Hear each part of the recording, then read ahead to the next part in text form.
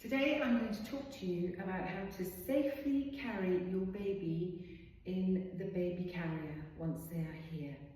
So you've probably bought your car seat already, maybe you haven't even unboxed it yet. This car seat weighs 5 kilograms just on its own. So after you've had your baby, your core is going to be quite weak, your lower back might be suffering. If you have an abdominal separation, your core will be under even more pressure and your pelvic floor will feel quite weak. So when you lift up something that's got any weight to it, that will create intra-abdominal pressure, putting pressure on your pelvic floor and on any abdominal separation that you're suffering with.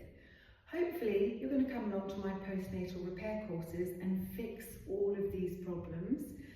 But in the meantime, when your baby is born, the average baby weighs about 3 kilograms, which is about the weight of, well, it is exactly the weight of this slam ball. So I'm going to pop my little slam ball baby in the car seat. So now we're looking at 8 kilograms of weight for you to lift when you have a weak core post-birth. And if you have had a cesarean section, you might not be able to pick this up for a little while yet, but once you're ready to, even more reason to follow the instructions in this video. So, I see a lot of this. Mums hooking the arm so the elbow is supporting the handle and then leaning into the hip, struggling to walk along through the car park or wherever it is that they might be carrying the baby carrier to and from. That's going to put lots of pressure on the abdominal separation, the lower back and the pelvic floor. And also, it's going to have an impact on your spinal posture and your pelvic posture. So how can we pick this up safely without compromising our core? Let us look at this technique. I'm going to squat down. I'm going to put my arms under the back of the carrier and under the front of the carrier and use my legs to drive up.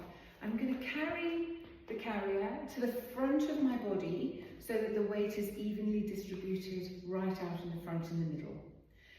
This might not be convenient if you've got lots of shopping and things to carry as well, but I'll cover that in a moment. The other option is to hook the arm through, squat down and support the other end, drive through the heels to stand up, and then you've got 2 supporting areas with the handle and the base of the seat. The other option.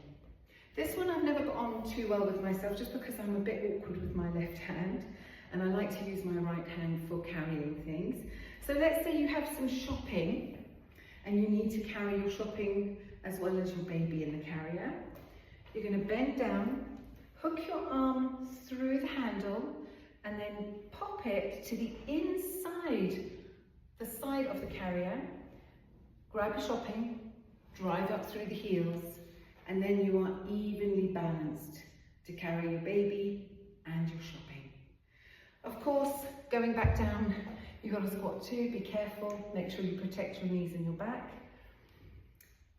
I personally think it's always a wise idea to use the wheels of your travel system to move your baby around, but when you're taking your baby in and out of the travel system to the car, those are good techniques to use. Any questions? Talk to me in the comments. I'm always happy to help and answer. See you soon.